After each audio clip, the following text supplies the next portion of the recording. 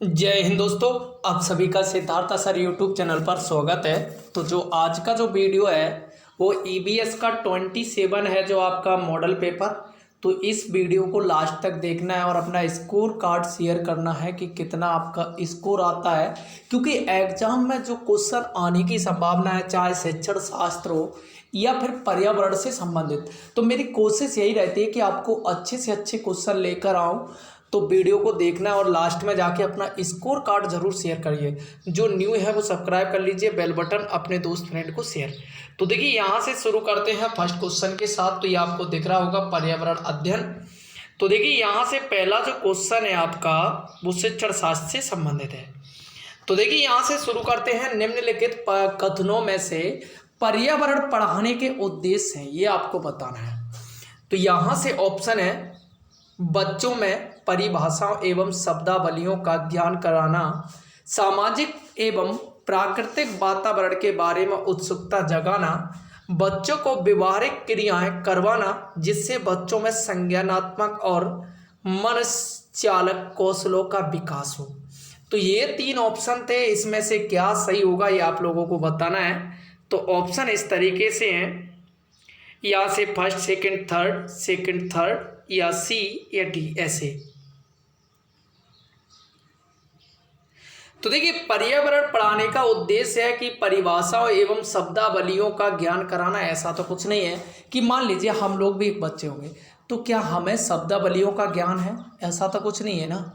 तो ये ऑप्शन को छोड़ के आपका फर्स्ट और थर्ड आंसर हो जाएगा करेक्ट। तो यहाँ से जो ऑप्शन बन जाएगा आपका फर्स्ट जो कि नहीं है, वो ऑप्शन बन जाएगा आपका बी जो कि करेक्ट। अगला क्वेश्चन है पर्यावरण अध्ययन की शिक्षिका बुला चौधरी कक्षा 4 को चिड़ियाघर भ्रमण पर ले गई।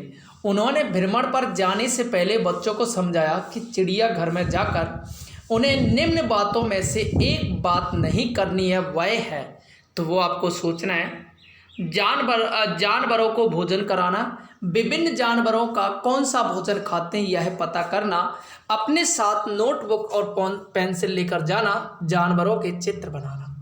तो यहाँ से 62 का जो आपको आंसर बताना है, तो यहाँ से कौन सा कह सकते हैं कि जानवरों को भोजन कराना, क्योंकि ये हिंसक हो सकता है कि जानवर उस चिड़ियाघर में हिंसक भी होते हैं, तो ये तो वो कभी आदेश नहीं देगी। तो आंसर यहाँ से क्या हो जाएगा, ए आंसर हो जाएगा करेक्ट। तो इस तरीके से पर्यावरण के शिक्षण शास्त्र के क्वेश्चन आते हैं। रागिनी दीक्षित पर्यावरण का अध्ययन कक्षा 4 की शिक्षिका बच्चों को व्यक्तिगत अनुभवों को महत्व देती है। वह इसलिए करती है ताकि वे बच्चे के अनुभव और संसार से जोड़ने और विमर्श व सीखने को बढ़ावा दे सके, बच्चों के विशिष्ट अनुभवों को जान सके, बच्चों की भाषा एवं संप्रेषण कुशलताओं को सुधार सके और विषय को रुचिकर बना सके। तो ये आपको बताना यहाँ से 63 का आंसर। तो ऐसा वो इसलिए करती है कि बच्चे अनुभव संसार से जोड़ने और विमर्श सीखने को बढ़ावा दे सके। तो आंसर सबसे बेस्ट हो जाएगा ए जो कि करेक्ट। क्वेश्चन नंबर अगला है 64। निम्न में से किसके द्वारा बच्चों को स्वयं सीखने योग्य बनाने और अवलोकन कौशलों का विकास किया जा सकता है? सरल प्रयोग, कहानी, पहली कविता। तो 64 का जो आपका आंसर हो सकता है, यहां से निम्न में से किसके द्वारा बच्चों को स्वयं सीखने योग्य बनाने और अवलोकन कौशलों का विकास किया जा सकता है? तो देखिए यहाँ से अगर मैं बात करूँ, यहाँ से सरल प्रयोग, अगर मान लीजिए जैसे मैं गणित पढ़ाता हूँ तो आप लोगों को कितना सरल, तो यहाँ से आंसर हो जाएगा ए जो कि करेक्ट। क्वेश्चन नंबर अगला है यहाँ से 65। नेहा गुप्ता भोजन संरक्षण के विषय में पढ़ाते हुए निम्न गतिविधियां बताती है। उसे गीले कपड़े में लपेट कर रख देना चाहिए, उसे कटोरी में रखकर कटोरी को खुले बर्तन वाले ठंडे पानी में रखना चाहिए। उपरोक्त गतिविधियों द्वारा नेहा गुप्ता किन वस्तुओं के संरक्षण की बात कर रही है? हरा धनिया, पके हुए चावल, हरा प्याज, लहसुन, हरा धनिया, आलू, पालक, अदरक। तो यहाँ से आपको 65 का आंसर बताना है। तो जो आंसर हो जाएगा हरा धनिया, पके हुए चावल। आंसर यहाँ से हो जाएगा आपका ए, जो कि आंसर करेक्ट। तो आंसर यहाँ से क्या हो जाएगा ये। अगला क्वेश्चन है 66। तनावग्रस्त शिक्षार्थियों की पहचान उसके व्यवहार से हो सकती है अति सक्रियता, बहुत बात करने, एकाग्रता, आक्रामकता। तो 66 का जो आपका सिंपल सा आंसर हो जाएगा आक्रामकता। तो आंसर जो हो जाएगा आपका आंसर हो जाएगा आक्रामकता। क्वेश्चन नंबर है अगला, सब्जी बनाने का कौन सा तरीका सबसे अच्छा है। सब्जियों को काटना और फिर उन्हें धोना, सब्जियों को काटने से पहले उन्हें धूप में रखना, सब्जियों को धोना फिर उन्हें काटना, उपरोक्त सभी। तो यहाँ से 67 का अगर मैं आंसर की बात करूँ, सब्जियों को धोना फिर उन्हें काटना आंसर, क्योंकि इससे विटामिन जो होती है बच जाती है उसकी, क्योंकि कई लोग पहले जैसे काटने के बाद धोते उसमें विटामिन चले जाते हैं। अगला है मछली घर यानी कि ऑक्वेरियम, याद रखना ऑक्वेरियम भी आ सकता है। मैं हवा वाला पंप रखने का मुख्य उद्देश्य अधिक ऑक्सीजन को पानी में घोलना, अधिक कार्बन डाइऑक्साइड को पानी में घोलना, पानी को साफ करना, उपरोक्त में से कोई नहीं।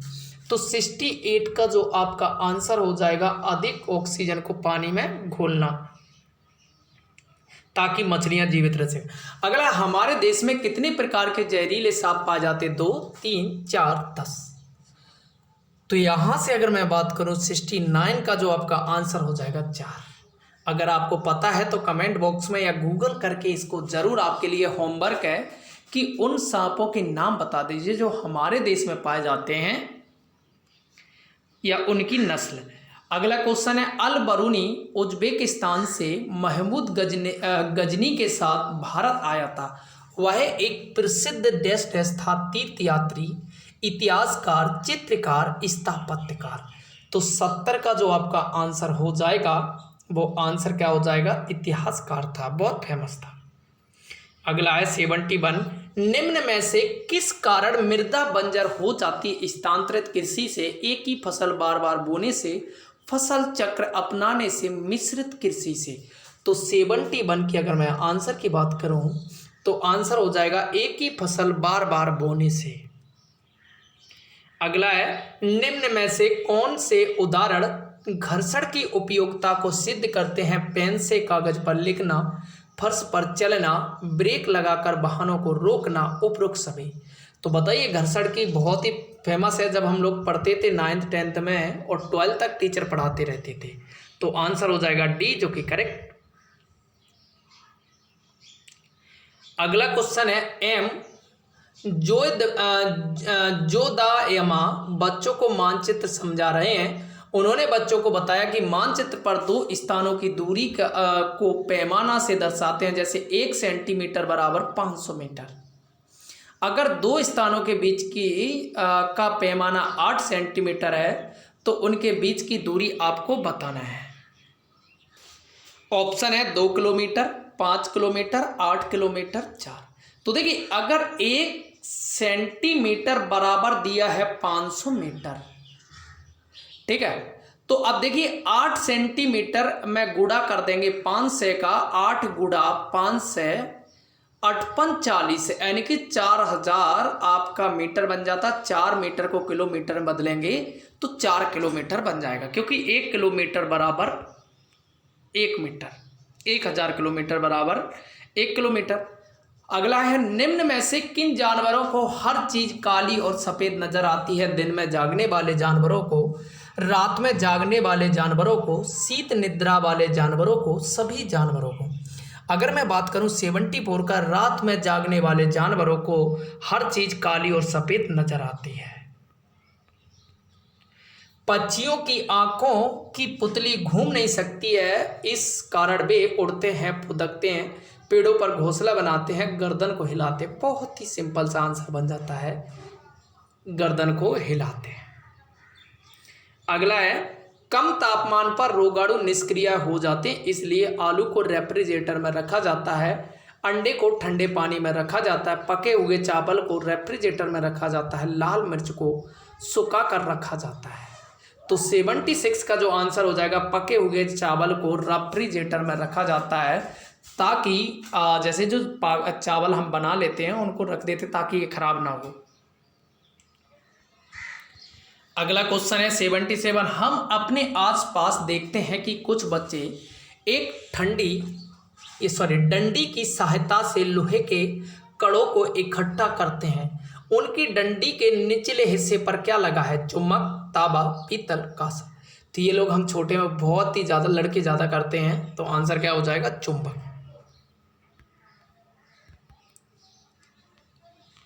अगला है 78 क्वेश्चन है। जिया के घर में एक खूब बड़ा सा बगीचा है। वह रोज देखती है कि उसकी मम्मी सब्जियों के छिलके, फलों के छिलके, सूखी पत्तियां आदि बगीचे के कोने में बने एक गड्ढे में डालती है, लेकिन प्लास्टिक की खाली बोतलें, टूटे हुए कांच आदि को नहीं डालती है। उसकी मम्मी के द्वारा गड्ढे में डाले जाना वाला कूड़ा घरेलू, दुर्गंध रहित, अपघटित होने वाला, पर्यावरण में प्रदूषण फैलाने वाला। तो बहुत ही सिंपल सा आंसर बन जाता है, क्या बन जाएगा? अपघटित होने वाला, जो कि खाद बन जाता है आगे चल के।